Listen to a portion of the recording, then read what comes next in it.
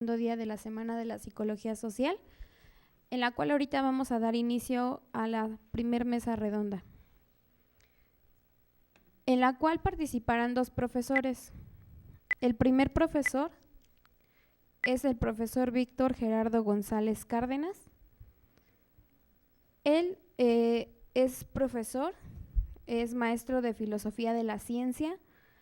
El rubro que él trabaja en la psicología social son aplicaciones educativas en la psicología social. Él es integrante del área de investigación en procesos psicosociales de los fenómenos colectivos. También tenemos como integrante de la mesa al profesor José Joel, que tengo aquí, y él tiene estudios en doctorado en en sociología de la UNAM. Él también es integrante del área de investigación en procesos psicosociales de los fenómenos colectivos. Él ahorita es responsable de un proyecto de intervención comunitaria y psicosocial en derechos humanos. Es coordinador de 2 libros. Uno de ellos es la globalización, violencia y derechos humanos, y el otro lleva como título Psicología social y liberación en América Latina.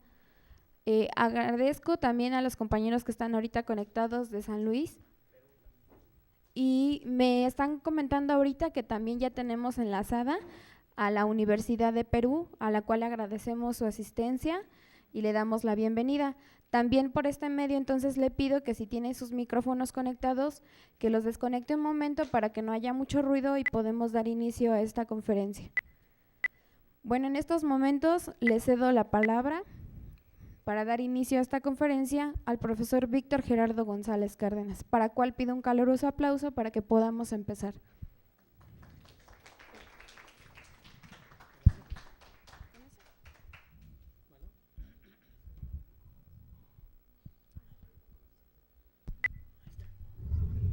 Bueno, gracias, buenos días. Gracias a los organizadores del evento por la invitación, a la coordinación de la licenciatura y a los estudiantes que estuvieron participando en la organización del evento, muchas gracias.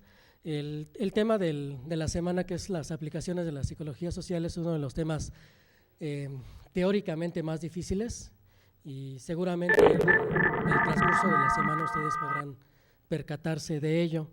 Es difícil no tanto porque sea posible aplicar o no la psicología social, sino porque la lógica de la teoría en psicología social que conocemos no siempre coincide con la lógica de la realidad que queremos a veces transformar con nuestras aplicaciones, y ese problema pues de la incorporación de la lógica a una realidad, de la lógica de la tradición de investigación, no siempre han coincidido, pues no ha sido uno de los grandes problemas en el avance de las ciencias sociales. Bien, en mi caso yo he trabajado ya varios años diversas aplicaciones educativas de la psicología social. En algún tiempo estuve trabajando en educación en derechos humanos, algún tiempo estuve trabajando con maestros directamente, trabajando las cuestiones de habilitación docente, y en el transcurso han surgido una serie pues de posibilidades de intervención. Muchas de esas posibilidades se han hecho desde la perspectiva de las habilidades sociales. Nada más como preámbulo, déjenme como advertir pues que la perspectiva del desarrollo de habilidades que he estado trabajando coincide poco con la versión más popular, la que podrían ustedes encontrar en la literatura, pues en los libros más comerciales, que se llama habilidades sociales. El constructo es diferente, la forma de recortarlo conceptualmente ha sido diferente. De hecho, déjenme platicarles que en aquel tiempo estaba yo trabajando en una tesis de doctorado en filosofía de la ciencia dentro de la teoría de la acción humana, y dentro de este campo surgió el problema de la naturaleza del conocimiento social, pues, ¿no? Ahí, bueno, resultaba muy claro que las tradiciones, pues las historias de los pueblos tienen pues mucho que ver, mucha capacidad explicativa respecto a lo que somos socialmente hablando. La naturaleza del conocimiento social no es un conocimiento declarativo, como también he comentado en otras ocasiones, no es un conocimiento que tengamos en la cabeza solamente, o un conocimiento, como se llama, del tipo del saber qué, más bien es un conocimiento del tipo del saber cómo, pues es una habilidad, es un conocimiento incorporado en nuestras disposiciones de comportamiento, y por eso el concepto de habilidad social era el adecuado para trabajar este tipo de problemas. Bien, este es el preámbulo. Yo espero pues que, como el tema es aplicaciones, haya posibilidad al final de comentar pues algunas cuestiones ya concretas. Supongo que en la motivación de algunos de ustedes estará la posibilidad de aplicar cosas de psicología social o hacer cosas en la realidad desde nuestra disciplina, pues, insisto, eso es lo más difícil que uno se puede proponer como objetivo, y bueno, estaríamos trabajando en conjunto para ir como construyendo, ¿no?, posibilidades de hacerlo. Bueno, en el campo educativo, pues, las aplicaciones de la psicología social pues son inmensas. Podríamos decir que la historia de la psicología social es la misma de las aplicaciones, ¿no? De hecho, si ustedes fijan el nacimiento de la psicología social por ahí del 1908 o un poquito antes con Wundt, las aplicaciones educativas, bueno, ya existían en ese momento, pues, ¿no?, aunque no se llamaran psicología social. La psicología a secas había hecho un montón de aplicaciones en ese campo. Bueno, la aplicación en educación ha pasado por etapas, ¿sí? Algunos autores, Ovejero, por ejemplo, ha ya dejado muy claro cuál ha sido más o menos la evolución. Esta evolución más o menos coincide con el auge en algunas disciplinas, algunas áreas teóricas. En algún tiempo dominaron expectativas, atribuciones, ¿no?, en los años 80, y las aplicaciones educativas casi todas eran de ese tipo, ¿bien? Un tiempecito después dominaron las teorías de las representaciones sociales. Escuela de Ginebra en concreto hizo muchas aportaciones. Recuerden ustedes la obra, la propuesta de la construcción social de la inteligencia, la idea de los marcajes sociales, finales de los 80, principios de los 90, era mucho de lo que se investigaba en educación. Los temas más específicos como son fracaso, casos especiales de aprovechamiento, etcétera, más bien se han ido como relegando a la psicología, no a la psicología social, sino a la psicología en general, en particular a la psicología cognitiva. Entonces se ha ido como diferenciando. Bien, entonces la primera tesis es, hay prácticamente cualquier problema educativo es susceptible de tener una lectura psicosocial. Bien, sin embargo, ese campo se puede ir como reduciendo, acotando con un criterio en concreto, que es yo el que estoy proponiendo para esta plática con ustedes, es el de la relevancia social. Es decir, hay algunos temas que por su relevancia social requieren mucho de la atención, obviamente no solo de los psicólogos sociales, de los científicos sociales en general, porque son temas no resueltos en educación. Voy a mencionar algunos. ¿Pasamos? Adelante. Ok. Este recorte es mío. He estado trabajando más o menos 15 años en esta área. Me parece que donde habría que trabajar en psicología social para ayudar a resolver los problemas educativos son estos problemas que están ahí. El primero, evidentemente, es la violencia. Todos ustedes sabrán por qué, tendrán alguna respuesta intuitiva sobre el porqué de la violencia dentro y fuera de las escuelas. El segundo es un conjunto de problemas relacionados con la deserción, reprobación, aprovechamiento, etcétera. Después estaría todo lo que tiene que ver con la convivencia dentro de las escuelas, el movimiento de la interculturalidad, el movimiento de la integración social, por ejemplo, de personas con discapacidad, entrarían dentro de este ámbito. Está el gran tema de la enseñanza, que es uno de los temas relegados, por cierto, de la investigación psicosocial. Después está el área de derechos humanos. No solo de derechos humanos, está todo lo que tiene que ver con la cultura de la legalidad, la cultura de las sociedades democráticas. Esto tiene que ver con el cambio en la lógica del funcionamiento de las sociedades. Ha caído básicamente los regímenes totalitarios, las culturas totalitarias evidentemente no caen a la misma velocidad. El caso es que tenemos ahora la necesidad de convivir entre una sociedad educada para una convivencia autoritaria con un sistema social que más o menos se va ajustando a la lógica de la vida democrática. Bueno, entonces hay un área ahí de trabajo interesante. Gracias. Okay. Estamos en el quinto punto, derechos humanos, cultura de la ciudadanía, etcétera. Y el último, si pueden ustedes ver al final, hay un conjunto de factores que tienen que ver con la escuela, pero en tanto factor de protección, ¿sí? Aquí podemos hablar de muchos temas, prevención de embarazos no deseados, prevención de conductas de riesgo en adolescentes, drogadicción, conducta antisocial, delincuencia.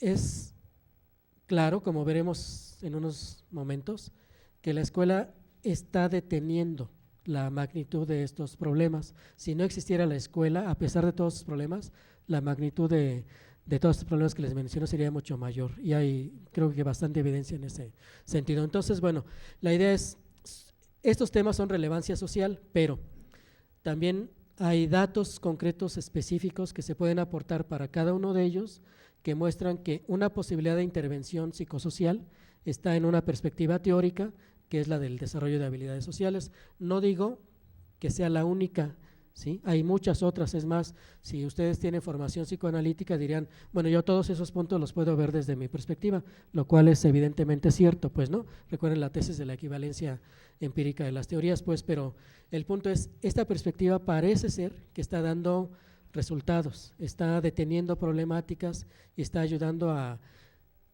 promover enseñanzas distintas, de cosas distintas que no teníamos en nuestra sociedad. Bien. Ok, entonces el primer punto es la violencia. Dentro del primer punto, obviamente, está la violencia alrededor de la escuela. Creo que es la primera idea, me gustaría que la repensaran. Básicamente lo que sostengo es que la violencia es un modelo de comportamiento que es socialmente valorado, ¿sí? Se habla mucho de él, o sea, crea consensos o discusiones alrededor, y resulta eficaz para la consecución de objetivos particulares. Entonces, no nos debería de extrañar, en tanto psicólogos sociales, que la violencia como modelo de comportamiento fuera dominante en nuestra sociedad.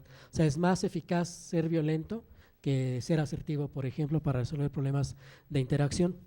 Bien, además creo que es interesante pensar que la violencia existe porque es funcional. O sea, el sistema necesita de ciertas dosis de violencia para mantenerse como tal. En el momento en que empezáramos a realmente a transformar nuestras formas de convivencia hacia patrones no violentos, en ese momento la lógica entera del sistema social tendría que cambiar. Bien, o sea, estoy diciendo, no diciendo que sea bueno o conveniente, simplemente que es funcional dentro de nuestra sociedad. Y también el punto final es que habría que reconocer que nuestra escuela está socializando para la violencia, no intencionalmente, pero sí a través de sus formas de funcionamiento cotidiano, ¿no? En los años 70 se creó el concepto de currículum oculto, ¿no? Para dar cuenta de todo aquello que aprendemos en la escuela, que no está muchas veces en el discurso del profesor o en los libros de texto, pero está en la convivencia cotidiana, pues, ¿no? Y que a veces es lo más permanente a lo largo de nuestras vidas. Pasamos entonces. Bien, datos, algunos datos que probablemente ustedes conozcan, ¿no? La violencia es un fenómeno dominante en nuestra sociedad. Los jóvenes mueren por causas violentas. De hecho, es la primera causa de muerte entre los jóvenes de estas edades. Las personas que son procesadas por algún delito, el 60% son jóvenes. Y bueno, ustedes podrán ver en el tercer punto que los suicidios están aumentando. Es decir, la violencia está llegando por muchos lados, ¿no? De diferentes maneras. La violencia es un concepto genérico, también vale aclararlo. La agresión es un tipo de violencia. Ser agresivo puede ser una forma de ser violento, ¿no? Pero la violencia también puede ser sutil, puede ser simbólica. Bien, pasamos. Además, en las familias, pues tenemos un patrón claramente instalado de comportamientos violentos. Ustedes podrán ver que en general las estadísticas del INEGI reportan que alrededor de la tercera parte de la población reporta la existencia de relaciones conflictivas o violentas dentro de sus familias. O sea, un tercio de todos nosotros provenimos de hogares en donde la violencia es el patrón de comportamiento dominante. ¿Pasamos? Y por tipos de violencia, la violencia dominante no es la violencia física. Básicamente nosotros somos muy buenos como sociedad para la violencia emocional, simbólica, psicológica. Bien, este tipo es la dominante. ¿Pasamos? Bien, además los muchachos no se sienten seguros, ¿no? O sea, saben que provienen de familias más o menos violentas, que el entorno que rodea las escuelas es más o menos inseguro y que de hecho la violencia está penetrando al interior de las escuelas. Aquí es un estudio sobre percepción social de la inseguridad, donde la gente está reportando también hasta en un 60% una percepción de inseguridad en diferentes áreas, ¿no? O sea, 6 de 10 perciben contornos inseguros socialmente hablando. ¿Pasamos? Bien. Y ya dentro de la escuela hay una unidad especializada de la Secretaría de Educación, creada por una asociación civil en un principio, que se está dedicando a documentar y a investigar sobre casos de maltrato y de violencia dentro de las escuelas, ¿no? Una unidad especializada. Bueno, ya está empezando a presentar datos. Ustedes podrán ver que en el año 99-2000, pues eran muy pocos los casos reportados de violencia dentro de las escuelas, evidentemente porque no había instituciones para hacer la violencia, ¿no? Pero en el 2003-2004 la cantidad pues ya es de 482, o sea, es un crecimiento exponencial de denuncias de maltrato físico dentro de las escuelas. Bien, pasamos. Y aquí están simplemente los tipos de maltrato al interior de las escuelas. El primero, por número, sería el maltrato físico, ¿no? Los malos tratos que los maestros a veces dan a sus alumnos. Los tratos psicológicos son muy comunes, no son tan altos los casos de violencia sexual, aunque empiezan a ser denunciados. Adelante viene un dato al respecto. En 2003, sí, Joel es experto en esta área, pero entiendo que existieron estos casos de recomendaciones de la Comisión Nacional de Derechos Humanos a la Secretaría de Educación Pública para atender casos evidentes, documentados de violencia dentro de las escuelas. Vale la pena también recalcar que la respuesta de la institucional de la Secretaría de Educación no ha sido la más adecuada, ¿no? La respuesta estándar de la SEP es prolongar en el tiempo la decisión del caso, o sea, extenderlo, alargarlo hasta que los padres se alejan, o bien solicitar cambios de escuelas, ¿no? De los niños y de los papás, y en eso, al hacer eso, bueno, el caso tiende a como a diluirse en el tiempo. Entonces ha habido una respuesta poco propositiva, digamos, de la SEP. Bien. Bueno, el argumento pues del punto anterior es dentro y fuera de las escuelas estamos presenciando un aumento, ¿no? de relaciones interpersonales cargadas de violencia. Bien. El segundo punto es todo lo que tiene que ver con aprovechamiento y deserción. Aquí solamente voy a citar algunos datos generalmente conocidos de la escuela. Probablemente ustedes no sabían que en México hay más o menos 6 millones de analfabetas. Vean, más o menos, somos más o menos un poquito más de 100 millones. Esta proporción realmente es importante, va hablando ya en el siglo XXI. Una tercera parte de la población está desertando más o menos a los 19 años, entre los 15 y los 19, lo cual es un porcentaje muy alto, ¿no? O sea, muchos de los jóvenes están quedando más o menos en el nivel del bachillerato, ¿no? Bueno, sí sabrán ustedes que más o menos 3 de cada 100, de 100 niños que entran a primero de primaria, entre 3, algunos datos dicen que 4, llegan a terminar, a titularse de una licenciatura. Entonces, bueno, la educación está seleccionando socialmente de manera muy eficaz. Bien, pasamos. Bueno, acá no alcanzan a ver, en México, este es un estudio también de la CEPAL, en México la deserción llega al 30% en el caso de las zonas urbanas, pero alcanza el 60% en el caso de la población rural. Gracias, sí se alcanza a ver. Regresamos a la anterior. Hacia arriba, si la puedes acercar.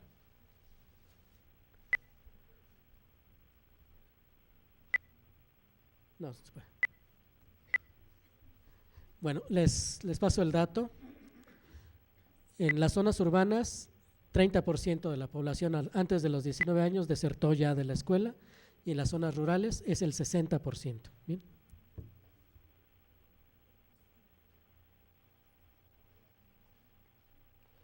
Ahí se ve perfecto, ¿no? El caso de México, el 35% exactamente es el de personas que está desertando. Vamos, ¿por qué presentamos dentro de la cuestión de la posibilidad de intervención psicosocial, el problema de la reprobación? Bueno, porque es un problema grande en México, ¿sí? O sea, mucho de la discriminación social se da con el pretexto de la educación. En México sigue siendo el caso que las personas con mayor escolaridad están teniendo los mejores ingresos. No es que sean los mejores ingresos comparados con los Estados Unidos ni nada de esto, seguramente se mueren de risa, pero comparando con la población que no tiene escolaridad, los ingresos son realmente superiores. Bien, entonces en México sigue valiendo tener una licenciatura, por ejemplo. Bien, en las zonas rurales sí me gustaría enfatizar, 6 de cada 10 no llegan, simplemente no llegan al sistema de educación superior. Pasamos. Bueno, también un dato ampliamente difundido por los medios es que nuestro rendimiento escolar, comparando con los países de esta organización para la cooperación y el desarrollo económico, bueno, estamos en el último lugar en matemáticas o a veces en el penúltimo, pues, ¿no? O sea, la calidad de la educación en México sigue siendo un gran problema. Bien, pasamos. Otra de las áreas que todavía constituyen parte de la agenda pendiente, no tenemos forma de lograr la integración, por ejemplo, de las personas con discapacidad, ¿sí? O sea, no hay capacitación de los profesores, no hay a veces capacitación de los psicólogos para integrar a las personas con discapacidades. Nosotros hemos presenciado casos concretos en las escuelas donde al muchacho o al niño con alguna discapacidad se les sobreprotege, que es algo de lo peor que se puede hacer con estas personas. No se les está ayudando, porque no es que simplemente la respuesta es sencilla, los maestros no saben cómo integrar a estas personas. Sabrán ustedes que la SEP adoptó el programa de integración educativa más o menos en los años 80 también. Desapareció oficialmente, por lo menos como tendencia oficial, la existencia de escuelas especiales, ¿no? Entonces en México ya no deberían de existir escuelas especiales. Los niños con discapacidad o con alguna capacidad diferente deben estar integrados en las escuelas. El problema está en que la SEP solamente hizo el decreto y no realizó ninguna actividad concreta para capacitar a la comunidad. Bien, entonces ahí hay un gran problema que creo ustedes sospecharán que es un campo muy interesante de trabajo para nosotros como psicólogos sociales. Bien, pasamos. Y finalmente, bueno, antes de este punto estaban dos, lo que tiene que ver con enseñanza, el sentido común, la teoría ingenua de los profesores y de los psicólogos dice que enseñar depende del estilo de cada quien, ¿sí? O sea que no hay nada que aprender al respecto. Sin embargo, sabemos con el tiempo, se ha quedado muy claro que enseñar requiere muchísimo de conocimiento psicológico, al menos alguna teoría del aprendizaje debemos de tener cuando estamos frente a un grupo, algún conocimiento de la dinámica de los procesos grupales, algún conocimiento de los procesos de influencia social. Si tú eres docente y no conoces nada de esto, seguramente estarás reproduciendo una teoría ingenua, generalmente de tipo conductista, una combinación medio rara entre psicoanálisis y conductismo que resulta muy poco eficaz, ¿no? O sea, ya no estamos en el momento histórico, pues, para pensar que ser docente es una cuestión de estilos personales, ¿no? Es una actividad profesional y hay conocimiento específico que tendría que manejarse al respecto.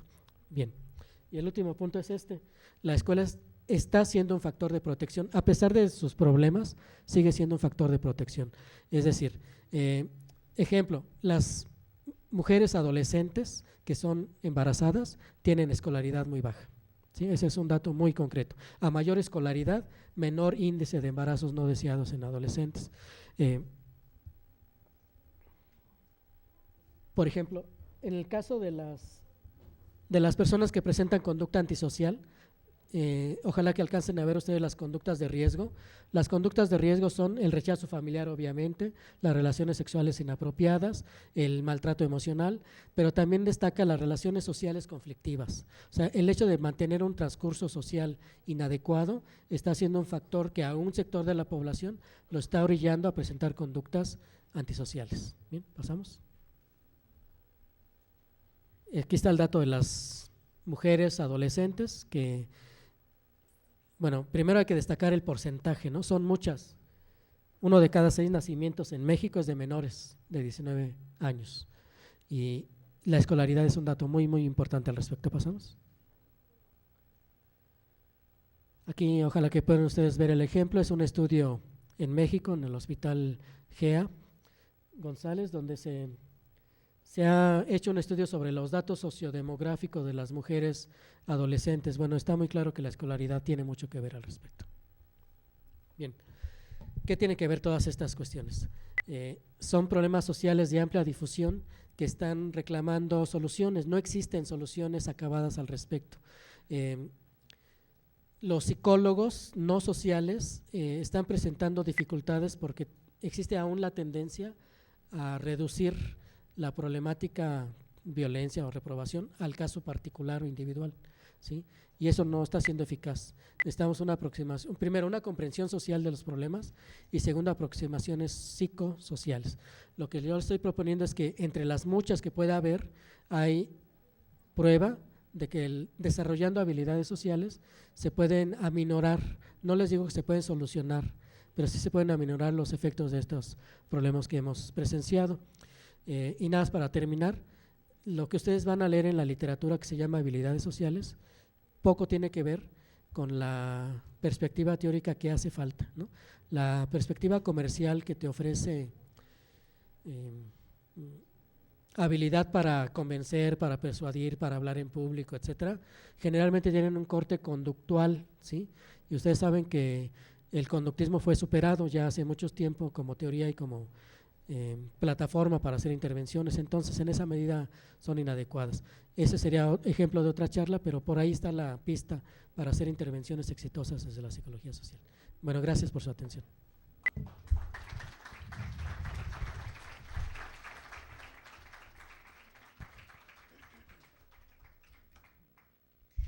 Bueno, antes de dar comienzo y cederle la palabra al profesor José Joel, me gustaría mandar saludos al maestro Víctor Arreguín Rocha, director de la Facultad de Psicología de la Universidad Autónoma de San Luis Potosí, con la cual ahorita tenemos enlace. San Luis, ¿me escucha? Claro que sí, fuerte y claro. Bueno, mire, le mandamos aquí un saludo muy caluroso de toda la universidad de aquí de Iztapalapa, en especial del coordinador José Joel, que espera que estén bien. Cualquier cosa, cualquier comentario, por favor, que nos lo manden por chat, si es que ahorita no están vía micrófono.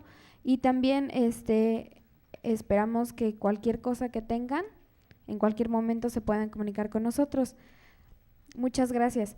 Y también queremos mandarle un saludo a la doctora Lupe García Ampudia, decana de la Facultad de la Psicología de la Universidad Nacional Mayor de de San Marcos, en Perú. ¿Perú me escucha? Perú, buenos días. Ok, bueno, si no después regresaremos al contacto con Perú. Y bueno, daremos comienzo y cedemos la palabra al profesor José, sin antes también destacar que esta presentación que se va a realizar con el profesor se desarrolla también con apoyo de compañeros de aquí de la universidad, los cuales también tendrán intervención con el profesor José Joel.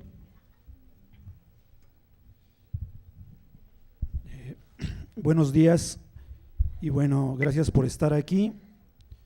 Lo primero que quiero señalar es que la presente exposición está dedicada al pueblo en resistencia de Oaxaca.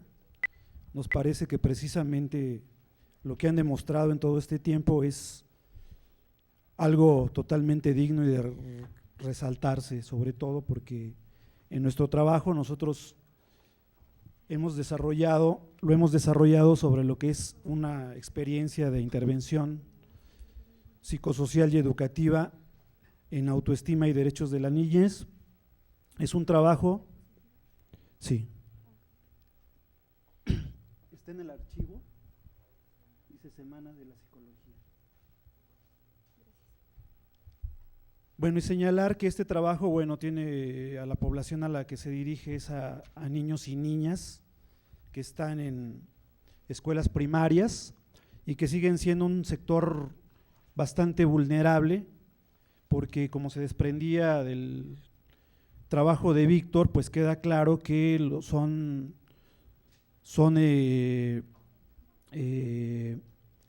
sectores que siguen siendo abusados, que siguen siendo maltratados, que son utilizados de formas diversas y que en ese sentido se requiere reforzar, fortalecer el trabajo con ellos para que puedan precisamente defender sus derechos y estar en condiciones de una vida, de una calidad de vida mejor y de una dignidad también mucho mejor. Entonces el trabajo es de un equipo de trabajo que está integrado por Jessica Durán Mendoza, por Annalise Hurtado Guzmán, por Viridiana Ramírez Alvarado, por Armando Acata Ortiz, por Alín Pérez Tadeo, por Manuela Limón Pintado, por Laura Flores Romero y por Patricia Celis García. La siguiente. Bueno, esta intervención se hace dentro de las actividades de un programa denominado Intervención Comunitaria y Psicosocial en Derechos Humanos, que venimos realizando desde hace ya bastantes años. La siguiente, el equipo de trabajo se integró fundamentalmente con estudiantes de nuestra licenciatura que realizan, la mayoría de ellos, su servicio social dentro de este programa. La siguiente, por favor. El punto de partida del programa consiste en la necesidad de promover una cultura de respeto y defensa de los derechos humanos, sobre todo, como ya les mencionaba, en sectores vulnerables como lo son o lo es el de la niñez, y además reconoce que dicha cultura puede mejorar la calidad de vida de la población. También cabe mencionar que algunos de los objetivos del programa, entre otros, es fomentar un mayor conocimiento social de los derechos humanos, y también es el de favorecer a que el prestador del servicio social elabore y participe en proyectos de investigación e intervención que le permitan poner en práctica sus capacidades y habilidades profesionales adquiridas. A continuación, Patricia les va a hablar acerca de lo que es la contextualización del trabajo.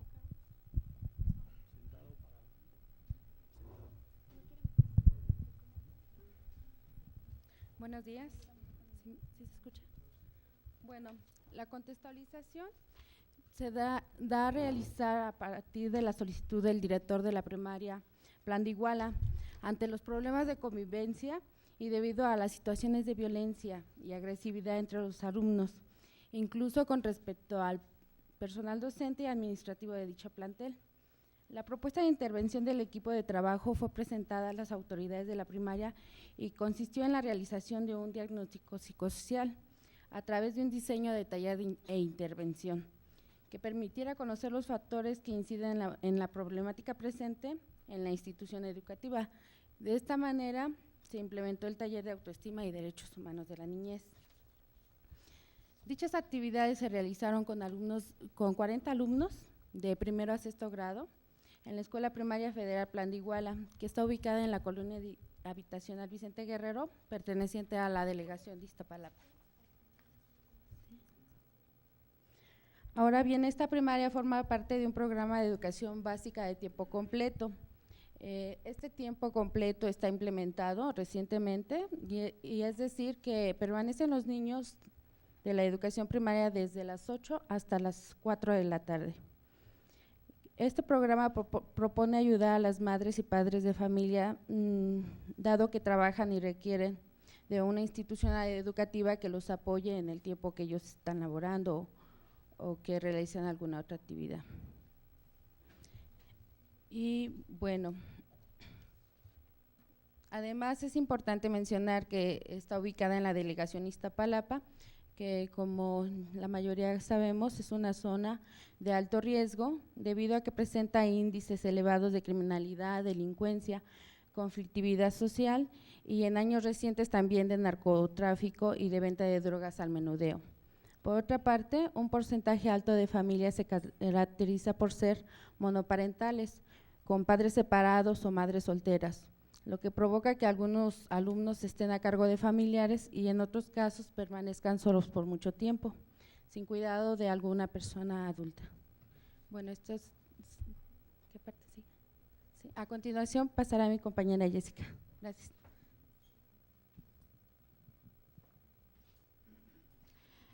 Bueno, ahora vamos a hablar un poco acerca de lo que fue la estrategia teórico-metodológica. El proceso de intervención se inscribe en el marco de educación popular y retoma varios aspectos de la investigación-acción participativa. También se basa en lo que es el modelo de desarrollo psicológico-moral, que está centrado en los valores. Entonces, por esta razón, el propósito principal de la estrategia metodológica es desarrollar la capacidad de conocer y exigir los derechos humanos. La siguiente, por favor.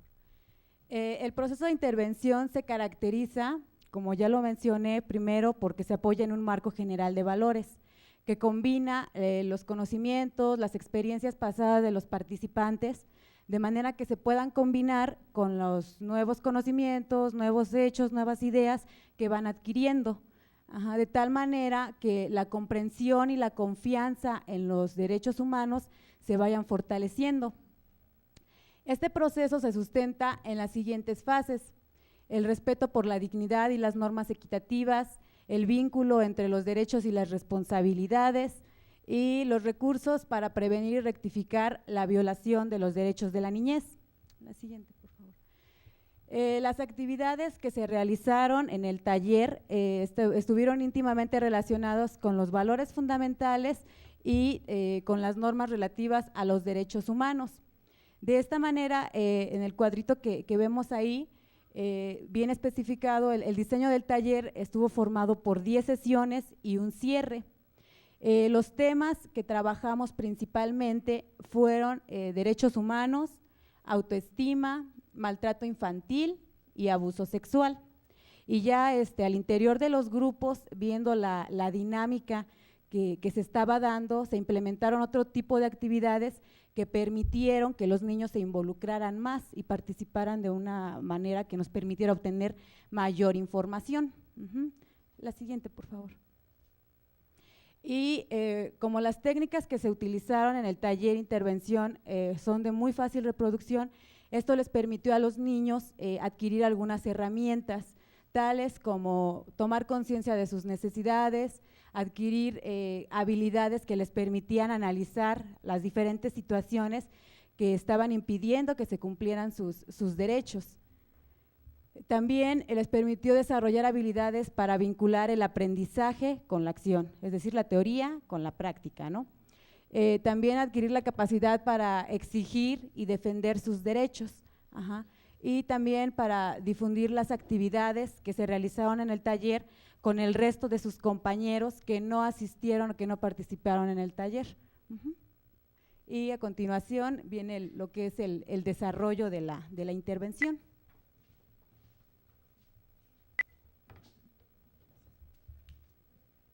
Bueno, como ya les comentaron, hubieron 10 sesiones y en esas 10 sesiones se abarcó lo que fueron derechos de la niñez, autoestima, el maltrato infantil y el abuso sexual.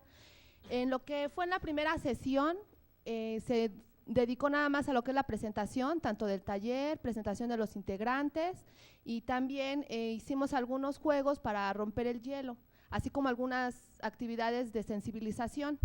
Ya los derechos humanos de la niñez fueron enfocados en la segunda, en la tercera y en la séptima sesión. Aquí lo que se pretendía es que los niños conocieran tanto qué son los derechos humanos, digamos así en general, como qué son los derechos de la niñez, como expresión de la dignidad humana. También que reconocieran qué son las normas sociales, pero no nada más enfocándonos a lo que son los derechos, sino también que conocieran cuáles son sus responsabilidades al mismo tiempo. Esto fue logrado a través de unos ejercicios comparativos a fin de que primero les hacíamos reconocer entre las diferencias de un ser vivo y un ser humano. Después vinieron algunos cuentos que fueron actuados. Después de cada cuento se pedía que se hiciera alguna reflexión sobre la temática que se estaba viendo. Ya en la séptima sesión lo que se hizo fue reforzar lo de las dos anteriores, la segunda y la tercera. Se reforzó a través de un disco interactivo que nos proporcionó la CNDH, y aquí los niños pues ya tenían el contacto más directo y nos iban diciendo qué era lo que iban aprendiendo. Más que nada recabábamos la información de lo que ya se había visto en las sesiones anteriores, como ya les mencioné. En cuanto a la temática de autoestima, esta se vio en la 4ª y en la 8ª sesión, así como la última, la 10ª. Aquí lo que nos importaba era señalar qué es la autoestima y que ellos reconocieran el valor que tienen ellos mismos como seres humanos y el valor ante sus semejantes, perdón. Aquí también hicimos cuentos, fueron cuentos representativos. Estos cuentos representativos los utilizamos para los niños más pequeños, pero ya en los niños de tercero en adelante lo que hicimos fueron ejercicios de mesa y de reflexión. Hicimos algo que se llama un menú de cualidades, con la finalidad de resaltar las cualidades positivas que tiene cada niño y ver si ellos no sabían que tenían esas cualidades, entonces era de decir, mira, tú tienes esta cualidad y tus amigos piensan esto de ti. El maltrato infantil ya fue visto en la 5ª y 9ª sesión. Aquí con el conocimiento se quería que los niños conocieran el significado del maltrato infantil, así como identificaran los diferentes tipos de Esto se logró a través de diferentes actividades, de juegos de mesa, actividades reflexivas, hicimos mesas de discusión, así como la realización de un modelado con acerrín. El abuso sexual fue llevado a cabo en la 6ª y 9ª sesión. Fue a través de cuentos actuados, de juegos de mesa, se hicieron historietas y mesas de reflexión, con la finalidad de que conocieran qué es el abuso sexual, se discutiera y sobre todo se habló de la prevención sobre el mismo. Esto se abarcó ya en las 10 sesiones, hubo un cierre. El cierre ya fue la clausura del taller, se demostraron algunas actividades que los niños hicieron durante las 10 sesiones, pero en esta ocasión ellos fueron los coordinadores hacia los padres de familia. Para esto se colocaron 8 mesas en las cuales se expusieron los temas tratados, pero esta vez los exponían los niños a sus padres y al mismo tiempo hubo actividades o juegos que los niños manejaban y bueno, aquí hubo juegos de sensibilización también hacia los padres de familia. Bueno, a continuación mis compañeros les van a hablar sobre el análisis que se hizo sobre este taller. Gracias. En principio ya les hablaron del qué, del por qué, del para qué, del cómo. Ahora queremos mencionar un análisis de tipo descriptivo acerca de este trabajo. Retomando lo que ha mencionado el profesor Cárdenas, es decir, teorizar, reflexionar es muy relevante, sin embargo esta cuestión es vivencial, pues, es decir, ya inmersos en el campo es cómo podemos de alguna manera intervenir y modificar las mismas relaciones que los niños establecen con su medio ambiente. Este tipo de análisis, en esta primera columna tenemos los factores, las formas de interacción al centro y la relación de padres con hijos. Con respecto al abandono encontramos en sus formas de interacción que algunos alumnos iban descuidados en su aseo y con su ropa incluso rota, desgarrada. Asimismo asistían sin comer o no comían durante el tiempo que estaban en la escuela y no asistían al comedor. Asimismo se iban solos a su casa o se quedaban jugando en la calle. Se quedaban solos asimismo sin compañía de algún adulto y eso es importante porque pues no hay un acercamiento por parte de los adultos hacia los niños y hay un descuido, hay un abandono. En la relación de padres precisamente con hijos, pues por trabajo, por desinterés, no asistían a las reuniones que tenían en la escuela y eso también es muy importante para los niños que se sientan apoyados y respaldados por los adultos. Con respecto al maltrato físico, encontramos en sus formas de interacción que los alumnos comentaban ser agredidos con objetos, por ejemplo, escobas, zapatos, palos, cables, cinturones o con la mano, etcétera. Y en algunos casos, al relatar episodios entre sus hermanos, se percibía una cierta satisfacción al comentar cómo agredían a sus hermanos como forma de revancha o de venganza por lo que ellos les hacían. En el caso de la relación de padres e hijos, encontramos en el maltrato físico que se dan relaciones de poder y autoridad del adulto sobre el niño, es decir, algunos padres y madres de familia, al no controlar esa ansiedad, producto de sus relaciones laborales, familiares, es decir, con toda esa carga cotidiana en la que vivimos, se trasladaba hacia los niños y tienden a golpearlos. En el maltrato infantil psicológico, esa es la parte emocional, porque es una parte muy relevante, es decir, en sus formas de interacción los alumnos se humillan e insultan entre sí. Sin embargo, en la sesión de autoestima, pues algunos comentaron sentirse mal con esos insultos, por ejemplo, cuando se ponen apodos, y eso es muy común cuando íbamos en la primaria, en la secundaria, incluso en la misma universidad, y ellos se sienten mal. En la relación de padres e hijos, algunos familiares, padres y madres de familia, pues también los humillan y los comparan con los hermanos o con los primos, obviamente en un sentido negativo. En abuso sexual, en las formas de interacción que encontramos, es que a través de la actividad del modelado se detectó de manera indirecta un caso de abuso sexual, ¿no? Y también representaban los alumnos y tenían bien identificados en una serie de historietas también al agresor, y definían muy bien cómo sucedía ese abuso. De manera directa, el personal docente de la escuela pues había detectado un caso de abuso sexual de una alumna por parte de su padrastro, y en este caso estaba siendo atendido por las autoridades. Con respecto a la relación de padres e hijos, en el caso de abuso sexual, la madre se decidió a denunciar el delito, el ilícito. Sin embargo, por todo lo desencadenado y también por una cultura que tenemos, es que ella retiró la denuncia, regresó a vivir con el agresor y su hija terminó sin protección. Esto incluso todavía están viviendo en una casa de su tía en Chalco. Bueno, en cuestión de autoestima, pues evidentemente encontramos que los alumnos demandan mucha atención. En autoestima no solamente es el autoconcepto, es decir, qué es lo que yo pienso de mí, sino también es qué piensan los demás de mí. Es decir, no vivimos aislados, entonces el juicio, las opiniones del otro, son muy importantes también para nuestra propia autoestima. Finalmente, el adulto concibe al niño como objeto de su propiedad, en la relación de adulto, padre e hijo. Los niños no son considerados por los adultos como seres humanos con sus propios derechos. La intención, en todo caso, de este análisis es dar cabida, a modo de conclusión, a una serie de reflexiones que posteriormente les vamos a dar.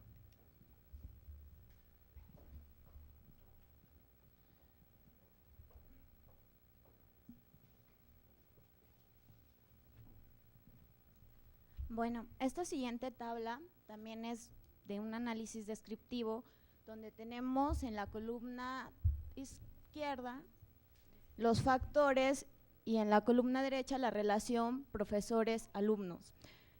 En el abandono encontramos que la mayoría de los profesores pierden el interés en los alumnos y tienden a ignorarlos. Incluso en algunos casos se muestran con una falta de atención en el alumno por parte del profesor. En el maltrato físico, los maestros de igual forma recurren a estas prácticas agresivas como medio de control, por ejemplo, los jalan, los pellizcan, en algunos casos también los zarandean. En el maltrato psicológico, los profesores recurren a humillaciones, gritos, en algunos casos optan por exhibir al alumno, tachándolo de alumno problema. Incluso lo exhiben frente a sus demás compañeros y esto también afecta en sus emociones de los niños. En el abuso sexual, los relatos de los profesores es que piensan que hay poco apoyo o que su radio de acción es menor para intervenir o auxiliar. Como lo acaba de comentar mi compañero Armando, en el caso de la niña que se encontró que había sido abusada sexualmente, los padres tienden a ser muy agresivos con los profesores, entonces los maestros no pueden intervenir mucho. También a la niña se le dio de baja de la escuela, entonces los profesores también perdieron el contacto con la niña y con los familiares. En la autoestima encontramos que algunos profesores utilizan frases que minan la autoestima del alumno, por ejemplo, eres muy tonto. Y también cuando los niños no ponen atención, los profesores tienden a ignorarlos y también, como ya se los había mencionado, los exhiben. Estas son prácticas que obstaculizan el desarrollo de una identidad correcta y anulan las acciones y la personalidad del alumno. A continuación, mi compañera Annalise va a dar las conclusiones. Bueno, finalmente, yo rápidamente les voy a decir lo que se concluyó. Bien, bueno, a través de la intervención y de todas estas actividades que se realizaron con los niños y las niñas, pues gran parte de estas formas de relación, de interacción que tenían los niños entre sí eran agresivas y violentas. Pero detrás de estas formas de interacción, ellos expresaban altos o elevados niveles de ansiedad que tenían que expresar de alguna u otra manera, ¿no? Y era de la única forma en la que sabían, porque lo veían. Entonces era a través de formas agresivas, ya sea a través de golpes, a través de insultos, humillaciones, eran muy intolerantes, o también había compañeritas que eran muy retraídos. En las primeras sesiones, contactos que tuvimos con ellos, no hablaban, ni siquiera reían, eran muy tímidos, eran muy renuentes al contacto, era como si al tocarlos les hiciéramos algún daño. Entonces, bueno, estas reacciones que los alumnos y las alumnas presentan, pues están muy vinculadas a elementos de tipo sociocultural, afectivo y económico. Bueno, como sabemos, en el aspecto cultural, bueno, tenemos lo que son todas estas patrones comportamentales, lo que son las tradiciones, costumbres, los conocimientos, ya sabemos que se van transmitiendo. Aquí la violencia es resultado, también lo que vimos, es uno de los resultados de esta autoridad que se tiene sobre el más débil, ¿no? En este caso, el niño ante los padres y ante la institución educativa, ante los profesores, es tomado como inferior, ¿sí? Aquí es la autoridad sobre la inferioridad, ¿no? Entonces, a las formas que ellos, los padres tenían para dirigirse hacia los niños, en el caso que no pudieran controlarlos, era a través de los golpes, de los insultos, de los pellizcos, y en otro caso pues el abandono, ¿no? Era mucho más cómodo, pero también hay que ver en qué situaciones las familias vivían, ¿no? En qué situaciones encontramos a los padres de familia.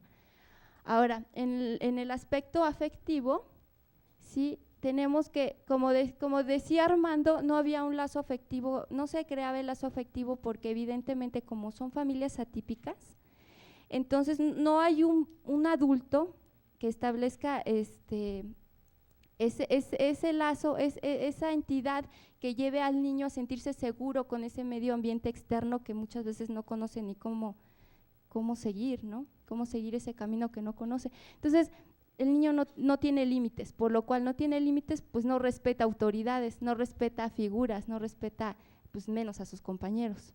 En el ámbito económico, pues eran en su mayoría madres de familia, bueno, las madres eran solteras, madres solteras, tenían que trabajar, entonces en ese aspecto tenían que dejar a sus hijos solos o con algún pariente, ¿no? Entonces el niño lo vivía como comentaba Armando, como abandono. Ahora, esta situación o este conflicto que ellos vivían en su familia también se reproducía en la escuela, porque en la escuela no encontraban ese ambiente cómodo donde estar, además de que pues se reproducían las mismas conductas, ¿sí? Eran, como ya vimos los profesores, como no tienen esa preparación, porque obviamente, lo comentaba el director, no sabemos cómo atender estas formas de violencia, esta agresividad, ellos ya no nos respetan, ¿no? Entonces, se volvía a repetir ese círculo de violencia, los niños volvían a vivir lo mismo que en su casa, ¿no? Entonces, pues no había respeto. Ahora, también había mucha discriminación, en el sentido, por ejemplo, que tienen acceso al comedor, como es escuela de tiempo completo, tienen acceso al comedor. Sin embargo, no todos pueden comer en el comedor porque tienen que pagar y los que no paguen pues no pueden entrar, ¿no?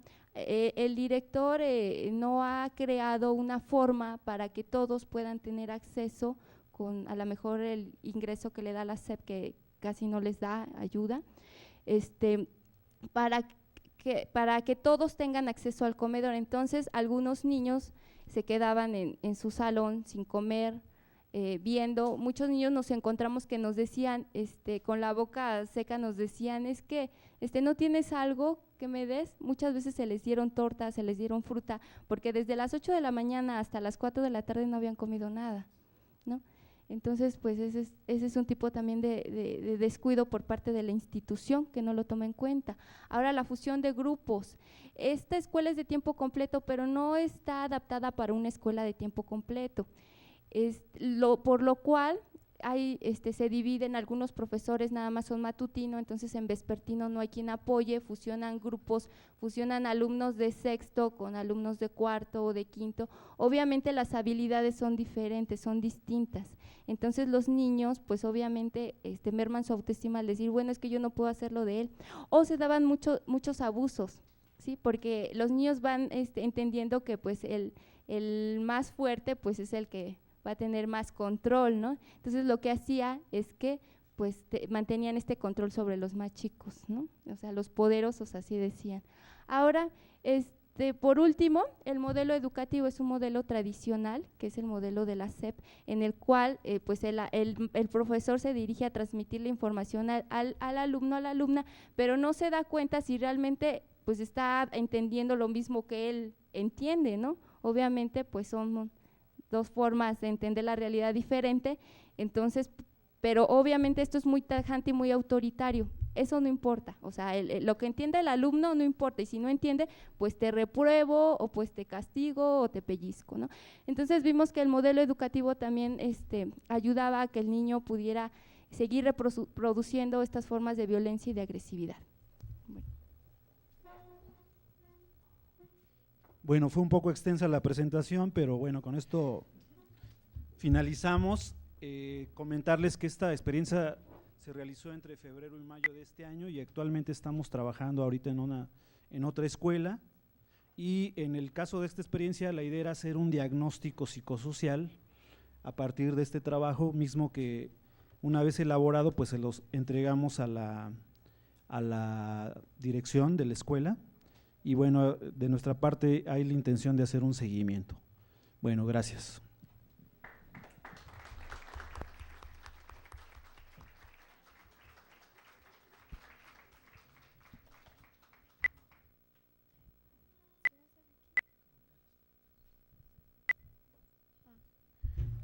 Ok, bueno, me informan que todavía estamos a tiempo, entonces vamos a pasar el micrófono para que de manera personal se realice la sesión de preguntas y respuestas.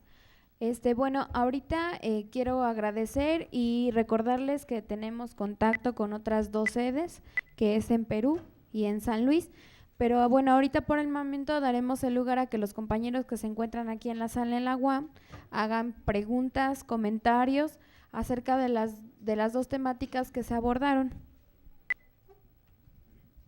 Buenos días, profesores. La primera pregunta es para el profesor Víctor. Se nos presenta un mundo totalmente occidentalizado por tener al país vecino, que es Norteamérica en este caso. En ese sentido, nuestra sociedad se encuentra demasiado individualizada y se nos presenta de la misma forma fenómenos sociales que se nos escapan de las manos, ahora sí que de lo que es la colectividad. En ese sentido, nosotros como psicólogos sociales, ¿cómo podemos abordar eso sin caer en ese individualismo y sin alejarnos de la colectividad, que sería en sí donde va a estar el fenómeno a estudiar, básicamente? Esa sería la pregunta. Para el profesor Joel, ¿es en la familia donde se desarrollan estos patrones conductuales como la violencia, el maltrato y este tipo de cuestiones, o es en la escuela donde se resaltan y estos factores se vuelven una forma de educación dentro de la misma? Esas serían las 2 preguntas.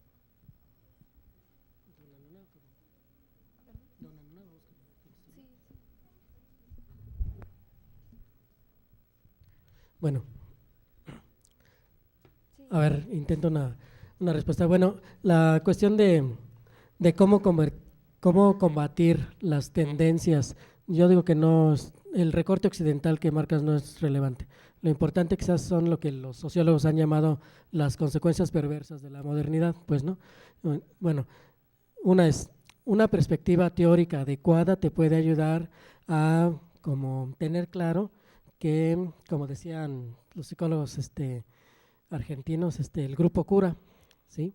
Es decir, los psicólogos sociales estamos más conscientes que otros psicólogos o que otros científicos sociales que la calidad de vida de las personas tiene mucho que ver con la calidad de sus interacciones sociales, ¿no? Entonces, en la medida en que reconstituyamos tejidos sociales, procesos de interacción o formas cotidianas de resolver conflictos de manera que no lesionen a otros, en esa medida mejoramos calidad de vida y mejoramos incluso las condiciones de trabajo, pues escolares o en cualquier contexto. Entonces, la respuesta es tener una plataforma teórica concreta que muestre cómo se puede trabajar lo social y combatir en esa medida estas consecuencias que tú señalas. Y bueno, aprovechando por el tiempo y ya que tengo el micrófono, quería hacer un comentario. Hacer intervenciones es muy fácil, pues, ¿no? Aparentemente, o sea, simplemente plantarse enfrente de un grupo. Pero cuando uno se pone a revisar todo lo que hay que saber para hacerlo bien, ¿no? Si realmente uno lo piensa, ¿no? O sea, es muy difícil, por ejemplo, un taller de derechos humanos es de lo más complicado que pueda existir en la psicología social. De hecho, me gustaría que el equipo, pues, es importante valiosa la experiencia y es importante la experiencia de enseñanza, pero creo que sería más importante para muchachos que están estudiando la licenciatura que dejaran muy claro qué perspectiva teórica les está indicando, por ejemplo, que la autoestima es parte de los derechos humanos o que las cuestiones vivenciales son importantes o que el reforzamiento o que el modelado. Es decir, cada que hacemos un trabajo de intervención, cada acción tiene una lógica que responde a un marco teórico, ¿no? Entonces, el primer punto es aclarar el modelo del que estamos partiendo, ¿no? Yo les propuse, pues, ofrecí la idea de que esta perspectiva teórica que está en construcción de las habilidades sociales realmente está aportando cosas interesantes, ¿no? Hay que ir trabajando en ese sentido, pero bueno, si no es esta perspectiva la que ustedes tengan, pero no plantarse frente al grupo si no tienen claro por lo menos la teoría del aprendizaje que está atrás de sus acciones, ¿bien? O la teoría de los procesos grupales. ¿Qué estás movilizando cuando tú pones a hacer a los muchachos cosas en conjunto, ¿no? Hay que aclararlo antes de hacer cosas.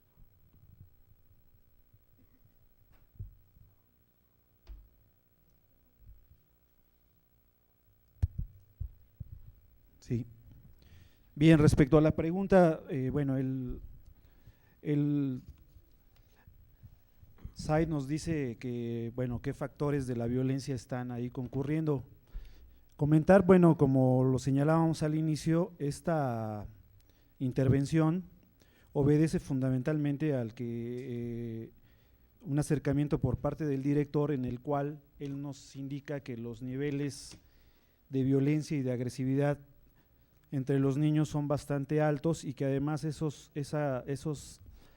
conductas agresivas también ya estaban dirigidas hacia el personal administrativo y docente de la escuela.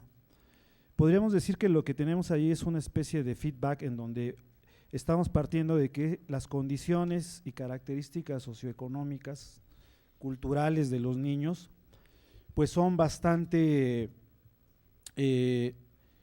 no solo de marginación, sino de profunda descomposición social. Encontramos también ahí a niños que sus padres se dedicaban al narcomenudeo y que, por ejemplo, ahí fue imposible atravesar, ir más allá, e incluso era alguna situación delicada para nosotros mismos, ¿no? Esa condición. Y una de las características que presentan estos grupos es que precisamente son altamente desconfiados y no permiten de manera muy fácil que se dé el acercamiento, que han aprendido a interactuar casi de manera inmediata, forma violenta, porque es como han entendido que ellos se pueden defender y preservar en medios tan adversos. Y en ese sentido, las primeras acciones, incluso para nosotros mismos, fueron más o menos sorprendentes, porque a la cuarta sesión logramos establecer un nivel de confianza muy digamos, aceptable con ellos. Ellos dejaron esto que se mencionaba en las conclusiones, dejaron de no reír, dejaron de estar tensos, se empezaron a soltar más, se acercaban a nosotros, hablaban más con nosotros, empezó a establecerse ese mecanismo y eso ya nos permitió precisamente ir avanzando en los otros momentos del trabajo. Evidentemente, los primeros en percibir esto fueron los mismos maestros, porque cuando ellos ya regresaban después del taller, veían que los niveles de ansiedad que tenían los niños eran menores y por lo menos ya la carga que representaba para ellos en particular, esos niños, ya era por lo menos más manejable. Entonces, vamos, eso es lo que… el problema que veíamos nosotros es que las condiciones de cómo funciona la escuela, siendo un programa con estas características, pues reproduce fuertemente las condiciones que viven en la familia. Y esto lo quiero hacer notar porque de pronto en las campañas pasadas a la presidencia, por ahí se enarbola la idea de que escuelas de tiempo completo para las madres trabajadoras y todo esto, pero si uno revisa cómo están funcionando esas escuelas, uno realmente se va de espaldas porque en efecto no son programas que realmente estén dando resultados, no son programas que se evalúen y sin embargo se plantean como propaganda política, ¿no? Cuando están generando más problemas. Bueno, para el profesor Joel,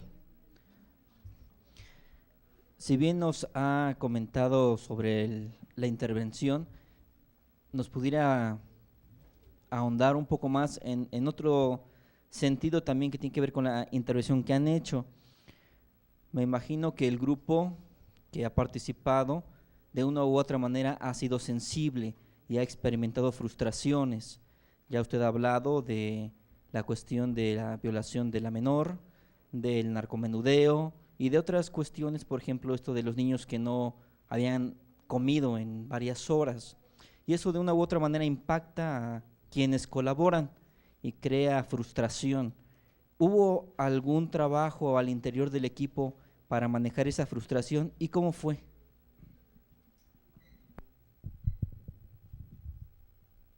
Bueno, así tan directa la pregunta como tal, pues no hubo un trabajo hacia el interior, pero lo que pasa es que no nos generó frustración, ¿no? En realidad no hay que ser uno adivino para saber más o menos con qué tipo de condiciones te vas a encontrar, pero lo que nos daba más bien era rabia y impotencia, ¿no? Pero no frustración. Y además la cuestión de que para nosotros el compromiso, pues sabemos que intervenciones que son nada más de entrada y salida no son lo más adecuado. Nosotros veíamos con preocupación que de los niños que estuvieron trabajando, de los 40 niños con los que estuvimos participando, trabajando con ellos, pues había niños que estaban prácticamente en el límite, que eran niños que si no recibían atención inmediata, iban a ser pacientes de instituciones psiquiátricas, ¿sí? Y otro porcentaje de estos niños eran niños que era muy posible que se convirtieran en delincuentes o en abusadores y violadores. Entonces, más que generarnos frustración, era más bien focos rojos a plantearlo con las autoridades de la escuela para ver de qué manera se podía responder y atender a este tipo de cuestiones.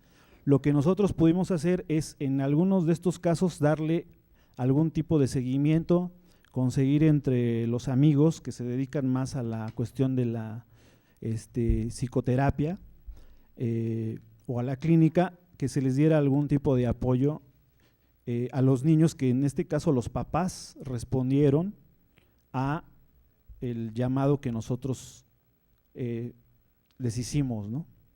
Pero bueno, así como tal no se trabajó al interior del grupo, ¿no?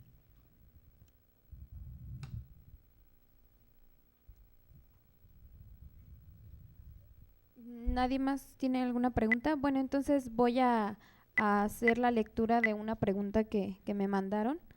De hecho son dos, pero bueno. Una dice que si no es contraproducente el trabajo únicamente con los niños, si más el origen de los problemas es el núcleo familiar o institucional, en este caso la escuela. Y el otro es, ¿y cómo cambiar este fenómeno? No, quien preguntó eso tiene toda la razón. De hecho, como les decía, la intención de esta experiencia fue hacer un diagnóstico psicosocial y la estrategia que se siguió fue la de hacer un taller intervención. Debido a la experiencia que teníamos con anterioridad, en este caso yo directamente como responsable del proyecto, nos habíamos dado cuenta que hacer talleres sobre derechos humanos era bastante difícil y se estaba convirtiendo en algo bastante engorroso, porque yo había trabajado más bien con población adulta, había trabajado con trabajadoras domésticas, reclusos, en fin, con varios otros sectores, pero con niños, y además dentro de educación formal no lo habíamos hecho. Pero el asunto concreto es que nosotros habíamos visto que cada vez era más difícil, que resultaban tediosos, aburridos, la manera en cómo teníamos estructurados los talleres, y entonces se había explorado la posibilidad de que fuera a través de la autoestima uno de los caminos para que se hiciera más sentido el asunto de los derechos. Entonces, en esta experiencia fue como le entramos, ¿no? De manera que había muchas cosas que no teníamos contemplado. La intervención era directamente con estos dos grupos de niños, pero nosotros no habíamos tenido contemplado ni trabajar con los maestros, ni trabajar con los padres de familia. Entonces, como ustedes ven, la misma experiencia nos exigió y nos planteó la necesidad de trabajar con los padres y con los maestros. Eso sí fue algo que tuvimos que implementar sobre la marcha. Hubo una buena disposición, los maestros aceptaron incluso que se hicieran entrevistas grabadas, y a través de esto ya podemos ubicar algunos elementos que nosotros desde un principio no teníamos visualizados, ¿no? Y también eso nos llevó a acercarnos y a hablar con los padres de familia, sobre todo a partir de la situación que empezamos a detectar, ¿no? Y esto fue ampliando el trabajo que en un principio nosotros no teníamos planeado considerar todas estas cuestiones, ¿no? Y para la experiencia que estamos haciendo, estamos siguiendo una estrategia diferente. Ahora quiero aprovechar aquí que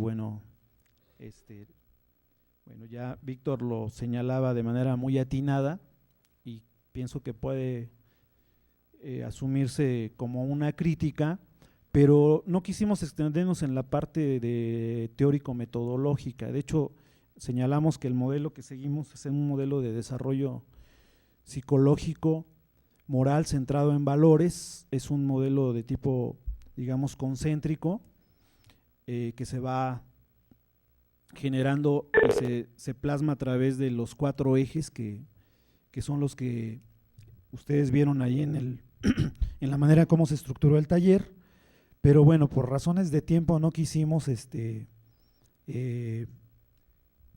extendernos, ahondar en ese punto, ¿no? Pero por supuesto que sí hay un presupuesto de tipo teórico y metodológico para llevar a cabo este trabajo, ¿no?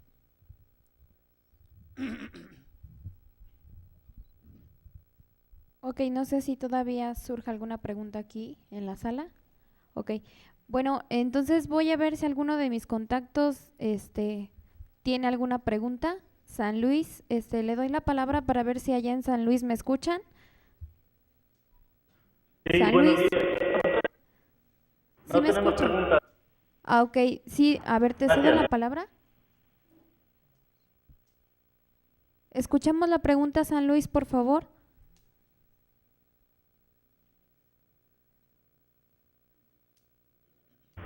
No tenemos Ok, bueno, muchas gracias. Le damos la palabra a Perú. Perú se encuentra enlazado todavía.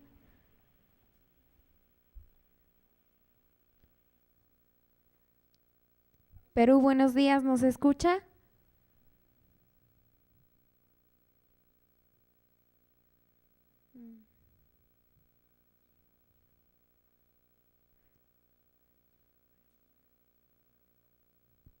¿Sí hay imagen? ¿No? Ok, ¿tenemos algún otro contacto? ¿Zacatecas está enlazado? ¿Hay alguien más? Bueno, parece que no. Bueno, yo creo que ya los tendremos en las siguientes conferencias aquí con nosotros. De antemano agradecemos a los profesores que nos apoyaron para la realización de esta mesa, para la cual pido un fuerte aplauso.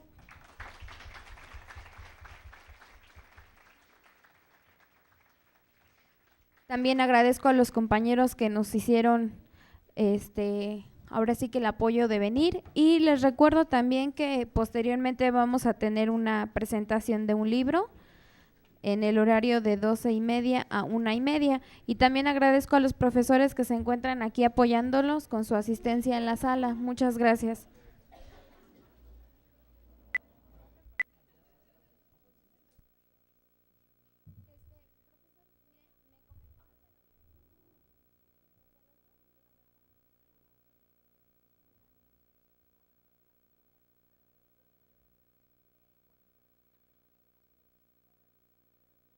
Insisto, eso es lo más difícil que uno se puede proponer como objetivo, y bueno, estaríamos trabajando en conjunto para ir como construyendo, ¿no?, posibilidades de hacerlo. Bueno, en el campo educativo, pues, las aplicaciones de la psicología social pues son inmensas. Podríamos decir que la historia de la psicología social es la misma de las aplicaciones, ¿no? De hecho, si ustedes fijan el nacimiento de la psicología social por ahí del 1908 o un poquito antes con Wundt, las aplicaciones educativas, bueno, ya existían en ese momento, pues, ¿no? Aunque no se llamaran psicología social. La psicología a secas había hecho un montón de aplicaciones en ese campo. Bueno, la aplicación en educación ha pasado por etapas, ¿sí? Algunos autores, Ovejero, por ejemplo, ha ya dejado muy claro cuál ha sido más o menos la evolución. Esta evolución más o menos coincide con el auge en algunas disciplinas, algunas áreas teóricas. En algún tiempo dominaron expectativas, atribuciones, ¿no?, en los años 80, y las aplicaciones educativas casi todas eran de ese tipo, ¿bien? Un tiempecito después dominaron las teorías de las representaciones sociales. Escuela de Ginebra en concreto hizo muchas aportaciones. Recuerden ustedes la obra, la propuesta de la construcción social de la inteligencia, la idea de los marcajes sociales, finales de los 80, principios de los 90, era mucho de lo que se investigaba en educación. Los temas más específicos como son fracaso, casos especiales de aprovechamiento, etcétera, más bien se han ido como relegando a la psicología, no a la psicología social, sino a la psicología en general, en particular a la psicología cognitiva. Entonces se ha ido como diferenciando. Bien, entonces la primera tesis es, hay prácticamente cualquier problema educativo es susceptible de tener una lectura psicosocial. Bien, sin embargo, ese campo se puede ir como reduciendo, acotando con un criterio en concreto, que es yo el que estoy proponiendo para esta plática con ustedes, es el de la relevancia social. Es decir, hay algunos temas que por su relevancia social requieren mucho de la atención, obviamente no solo de los psicólogos sociales, de los científicos sociales en general, porque son temas no resueltos en educación. Voy a mencionar algunos. ¿Pasamos? Adelante. Ok. Este recorte es mío. He estado trabajando más o menos 15 años en esta área. Me parece que donde habría que trabajar en psicología social para ayudar a resolver los problemas educativos son estos problemas que están ahí. El primero, evidentemente, es la violencia. Todos ustedes sabrán por qué, tendrán alguna respuesta intuitiva sobre el porqué de la violencia dentro y fuera de las escuelas. En el curso de la semana ustedes podrán percatarse de ello. Es difícil, no tanto porque sea posible aplicar o no la psicología social, sino porque la lógica de la teoría en psicología social que conocemos no siempre coincide con la lógica de la realidad que queremos a veces transformar con nuestras aplicaciones, y ese problema pues de la incorporación de la lógica a una realidad, de la lógica de la tradición de investigación no siempre han coincidido, pues no ha sido uno de los grandes problemas en el avance de las ciencias sociales. Bien, en mi caso yo he trabajado ya varios años diversas aplicaciones educativas de la psicología social. En algún tiempo estuve trabajando en educación en derechos humanos, algún tiempo estuve trabajando con maestros directamente, trabajando las cuestiones de habilitación docente, y en el transcurso han surgido una serie pues de posibilidades de intervención. Muchas de esas posibilidades se han hecho desde la perspectiva de las habilidades sociales. Nada más como preámbulo, déjenme como advertir pues que la perspectiva del desarrollo de habilidades que he estado trabajando coincide poco con la versión más popular, la que podrían ustedes encontrar en la literatura, pues, en los libros más comerciales, que se llama habilidades sociales. El constructo es diferente, la forma de recortarlo conceptualmente ha sido diferente. De hecho, déjenme platicarles que en aquel tiempo estaba yo trabajando en una tesis de doctorado en filosofía de la ciencia dentro de la teoría de la acción humana, y dentro de este campo surgió el problema de la naturaleza del conocimiento social, pues, ¿no? Ahí, bueno, resultaba muy claro que las tradiciones, pues las historias de los pueblos tienen pues mucho que ver, mucha capacidad explicativa respecto a lo que somos socialmente hablando. La naturaleza del conocimiento social no es un conocimiento declarativo, como también he comentado en otras ocasiones, no es un conocimiento que tengamos en la cabeza solamente, o un conocimiento, como se llama, del tipo del saber qué, más bien es un conocimiento del tipo del saber cómo, pues es una habilidad, es un conocimiento incorporado en nuestras disposiciones de comportamiento, y por eso el concepto de habilidad social era el adecuado para trabajar este tipo de problemas. Bien, este es el preámbulo. Yo espero pues que, como el tema es aplicaciones, haya posibilidad al final de comentar pues algunas cuestiones ya concretas. Supongo que en la motivación de algunos de ustedes estará la posibilidad de aplicar cosas de psicología social o hacer cosas en la realidad desde nuestra disciplina, pues.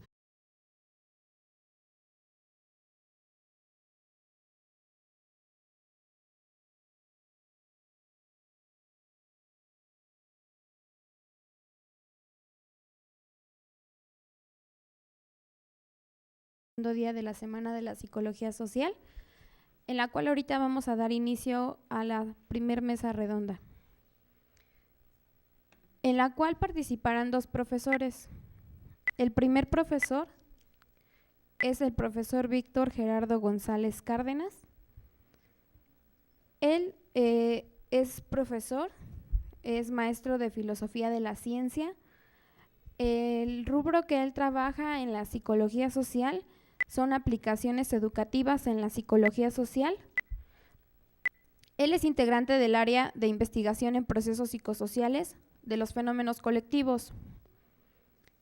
También tenemos como integrante de la mesa al profesor José Joel, que tengo aquí, y él tiene estudios en doctorado en en sociología de la UNAM. Él también es integrante del área de investigación en procesos psicosociales de los fenómenos colectivos.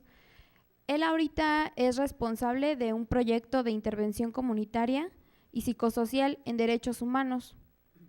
Es coordinador de 2 libros. Uno de ellos es la globalización, violencia y derechos humanos, y el otro lleva como título Psicología social y liberación en América Latina. Agradezco también a los compañeros que están ahorita conectados de San Luis, y me están comentando ahorita que también ya tenemos enlazada a la Universidad de Perú, a la cual agradecemos su asistencia y le damos la bienvenida. También por este medio entonces le pido que si tiene sus micrófonos conectados, que los desconecte un momento para que no haya mucho ruido y podemos dar inicio a esta conferencia. Bueno, en estos momentos le cedo la palabra para dar inicio a esta conferencia al profesor Víctor Gerardo González Cárdenas, para cual pido un caluroso aplauso para que podamos empezar.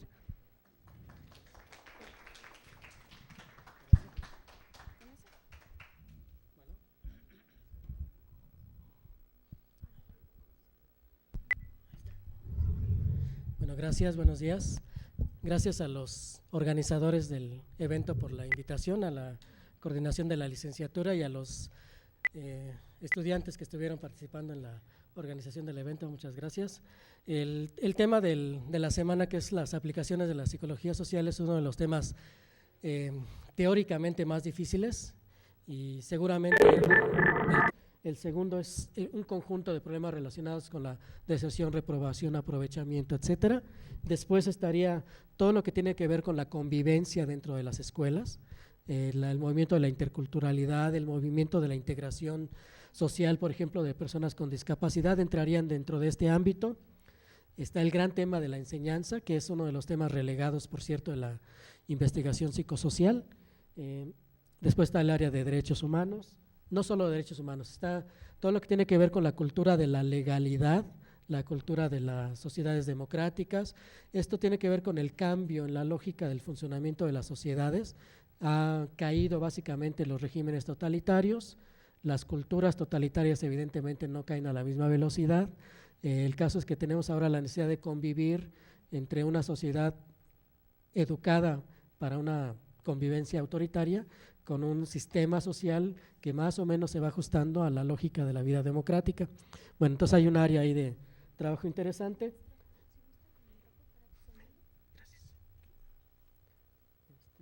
Okay. Estamos en el quinto punto, derechos humanos, cultura de la ciudadanía, etcétera. Y el último, si pueden ustedes ver al final, hay un conjunto de factores que tienen que ver con la escuela, pero en tanto factor de protección, ¿sí? Aquí podemos hablar de muchos temas, prevención de embarazos no deseados, prevención de conductas de riesgo en adolescentes, drogadicción, conducta antisocial, delincuencia. Es claro, como veremos en unos momentos, que la escuela está deteniendo la magnitud de estos problemas. Si no existiera la escuela, a pesar de todos sus problemas, la magnitud de todos estos problemas que les menciono sería mucho mayor, y hay creo que bastante evidencia en ese sentido. Entonces, bueno, la idea es, estos temas son relevancia social, pero también hay datos concretos específicos que se pueden aportar para cada uno de ellos, que muestran que una posibilidad de intervención psicosocial está en una perspectiva teórica, que es la del desarrollo de habilidades sociales. No digo que sea la única, ¿sí? Hay muchas otras. Es más, si ustedes tienen formación psicoanalítica dirían, bueno, yo todos esos puntos los puedo ver desde mi perspectiva, lo cual es evidentemente cierto, pues, ¿no? Recuerden la tesis de la equivalencia empírica de las teorías, pues, pero el punto es, esta perspectiva parece ser que está dando resultados, está deteniendo problemáticas y está ayudando a promover enseñanzas distintas, de cosas distintas que no teníamos en nuestra sociedad. Bien. Ok, entonces el primer punto es la violencia. Dentro del primer punto, obviamente, está la violencia alrededor de la escuela. Creo que es la primera idea, me gustaría que la repensaran. Básicamente lo que sostengo es que la violencia es un modelo de comportamiento que es socialmente valorado, ¿sí? Se habla mucho de él, o sea, crea consensos o discusiones alrededor, y resulta eficaz para la consecución de objetivos particulares. Entonces, no nos debería de extrañar, en tanto psicólogos sociales, que la violencia como modelo de comportamiento fuera dominante en nuestra sociedad. O sea, es más eficaz ser violento que ser asertivo, por ejemplo, para resolver problemas de interacción. Bien. Además, creo que es interesante pensar que la violencia existe porque es funcional. O sea, el sistema necesita de ciertas dosis de violencia para mantenerse como tal. En el momento en que empezáramos a realmente a transformar nuestras formas de convivencia hacia patrones no violentos, en ese momento la lógica entera del sistema social tendría que cambiar. Bien, o sea, no estoy diciendo que sea bueno o conveniente, simplemente que es funcional dentro de nuestra sociedad. Y también el punto final es que habría que reconocer que nuestra escuela está socializando para la violencia, no intencionalmente, pero sí a través de sus formas de funcionamiento cotidiano, ¿no? En los años 70 se creó el concepto de currículum oculto, ¿no? Para dar cuenta de todo aquello que aprendemos en la escuela, que no está muchas veces en el discurso del profesor o en los libros de texto, pero está en la convivencia cotidiana, pues, ¿no? Y que a veces es lo más permanente a lo largo de nuestras vidas. Pasamos entonces. Bien, algunos datos que probablemente ustedes conozcan, ¿no? La violencia es un fenómeno dominante en nuestra sociedad. Los jóvenes mueren por causas violentas. De hecho, es la primera causa de muerte entre los jóvenes de estas edades. Las personas que son procesadas por algún delito, el 60% son jóvenes. Y bueno, ustedes podrán ver en el tercer punto que los suicidios están aumentando. Es decir, la violencia está llegando por muchos lados, ¿no? De diferentes maneras. La violencia es un concepto genérico, también vale aclararlo. La agresión es un tipo de violencia. Ser agresivo puede ser una forma de ser violento, ¿no? Pero la violencia también puede ser sutil, puede ser simbólica. Bien, pasamos. Además, en las familias, pues tenemos un patrón claramente instalado de comportamientos violentos. Ustedes podrán ver que en general las estadísticas del INEGI reportan que alrededor